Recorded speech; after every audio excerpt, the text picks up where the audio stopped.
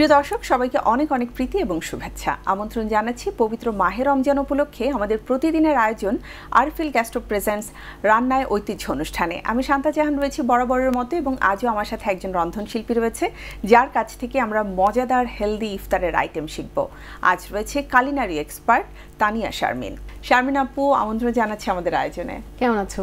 ভালো আছি আপু, খুব ভালো লাগছে, দেখে একদম ফ্রেশ লাগছে। সো আশা করছি আজকে খুব মজার হেলদি একটা রেসিপি আমরা শিখতে পারবো। আজকে একটা খুবই টেস্টি রেসিপি এবং একটু ইনোভেশন আছে, আর সেটা হচ্ছে ছানার টোস্ট। আমরা দেখে নিতে চাই ছানার টোস্ট তৈরি করতে কি কি লাগছে। ছানার টোস্টের জন্য যা যা লাগছে আছে ছানা, সেই সাথে আছে ফ্যাটানো ডিম, ঘি, কিশমিশ, এটা হলো বাদাম কুচি, চিনি, অরেঞ্জ ক্র্যাম, কুড়ানো নারকেল, পাউরুটি এবং তরল দুধ। আমরা তাহলে তৈরি করি, শুরু করি। এটার জন্য যে ছানার যে লেয়ারটা যাবে, ছানার লেয়ারে আমি একটু টেস্টি করার জন্য এখানে ছানা আছে, পিওর ছানা, সেই সাথে আমি একটু নারকেল, কুড়ানো নারকেল, টেস্টটাকে আরো এনহ্যান্স করবে এটা। একটু বাদাম এখানে আছে, কাঠবাদাম, পেস্তা কুচি, একটু সুন্দর অ্যারোমা আসার জন্য একটু ঘি। কেউ যদি চায় একটু চিনিও মিক্স করতে পারে, হালকা, যারা একটু মিষ্টি খেতে পছন্দ করে। এটা একটু ভালো করে মিশিয়ে নেব এবং এটা ফিলার পুর, টোস্টের যে ফিলারটা হবে ভিতরে হবে সেটা। এই ধরনের খাবারে ইনস্ট্যান্ট একটা এনার্জি আসে। রাইট।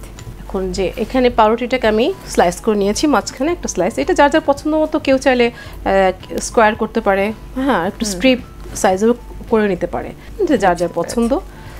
এখানে ফুটানো তরল দুধ আছে। আচ্ছা, এটা কি ঠান্ডা আর গরম? এটা নরমাল টেম্পারেচারে, রুম টেম্পারেচারে থাকলেই হবে। তারপরে আমি একটা দেখিয়ে দিয়েছি দর্শকদের, যে এইভাবে সবগুলো করে নিবে। মাঝখানে এরকম ফিলার লেয়ারটা দিলাম।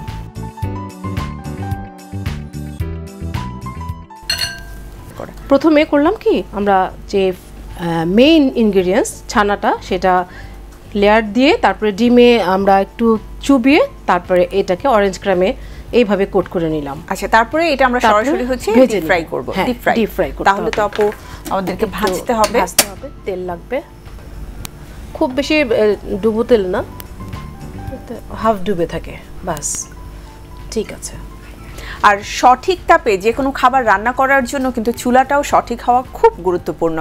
আমরা রান্না করছি আরএফএল গ্যাস স্টোভে, যার রয়েছে ব্রাশ বার্নার ক্যাপ। এজন্য তাপ কিন্তু সঠিকভাবে সব দিকে সমানভাবে ছড়ায়, আর যেহেতু সায়েন্টিফিক নজেল রয়েছে, তাপটাকে আমরা খুব সহজেই কন্ট্রোল করতে পারি। যে পিঠে আমরা ছানাটা দিয়েছিলাম সেটাকে উল্টে দিব। আচ্ছা,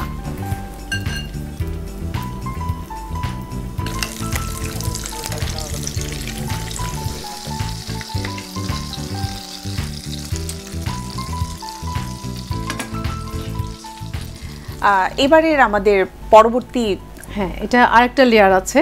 এটা আমরা চাইলে এইভাবেও কিন্তু খেতে পারি, এটা অনেকটা ক্রিস্পি। তো এটাকে যদি আরো বেশি ডেলিশিয়াস করতে চাই, সেক্ষেত্রে একটা মালাইয়ের লেয়ার দিব। আচ্ছা, তো মালাইটা আমরা এখন তৈরি করব। মালাইটা এখন তৈরি করছি। কেউ চাইলে মালাইটা তৈরি করে এটাকে ফ্রিজে রাখতে পারে। দুধ দিয়ে দিচ্ছি, দুধটা ফুটানোই ছিল, দুধটা একটু ঘনই ছিল। এখানে আমি কনডেন্স মিল্ক দিয়ে দিচ্ছি।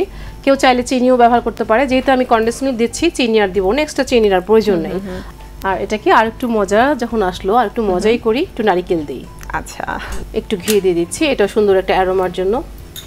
চাইলে কিছু এখানে বাদাম অ্যাড করা যায়, আবার উপরেও আমি কিছুটা গার্নিশিং এ দিয়ে দিব। হ্যাঁ, এটাকে প্লেটিং করে নিচ্ছি। আর প্লেটিংটা যার যার পছন্দ মতো। চুলাটা অফ করে দিচ্ছি, কারণ এমনিতে এটা নামানোর পরে আরেকটু ঠিক হয়ে যাবে, একটু টেনে আসবে। চাইলে আমি এই যে মিডল বরাবর এভাবে পোর করে দিতে পারি। এটা তো অলমোস্ট ডান, এখন শুধু গার্নিশিং এর পালা। যে যেভাবে সাজাতে চায়, এটা যার যার মাইন্ড ইমাজিনেশনের উপরে। এমন কোনো মালাইটা দেয়াতে এমনিতেই কিন্তু এটার গার্নিশিংটা অলরেডি হয়ে গেছে। হ্যাঁ, রেডি হয়ে গেল ছানার টোস্ট। থ্যাংক ইউ শারমিন আপু। আপনাদের জন্য আমরা প্রস্তুত প্রণালী দেখিয়ে দিচ্ছি। 1 কাপ ছানা, নারকেল, বাদাম ও কিশমিশ, ঘি 1 চামচ দিয়ে ভালো করে মেরিনেট করুন। দুধে ভেজানো ব্রেডে মেরিনেট করা নারকেল দিয়ে সবগুলো ব্রেড ফেটানো ডিমে ডুবিয়ে ব্রেড ক্রামে গড়িয়ে ধুলে রাখুন। এখন একটি সসপ্যানে তেল পরিমাণ মতো গরম হয়ে এলে তাতে ব্রেডগুলো দিয়ে সুন্দর করে ভেজে নিয়ে একটি প্লেটে নামিয়ে রাখুন। অন্য একটি সসপ্যানে দুধ হাফ কাপ, নারকেল হাফ কাপ, ঘি 2 টেবিল চামচ দিয়ে ঘন করে নিন। এখন নামিয়ে রাখা টোস্ট সার্ভিং প্লেটে সাজিয়ে তাতে ঘন করা দুধ দিয়ে গরম গরম পরিবেশন করুন মজাদার ছানার সুইট টোস্ট। শারমিন আপু, অনেক অনেক ধন্যবাদ আমাদেরকে মজাদার এই রেসিপিটি করে দেখানোর জন্য।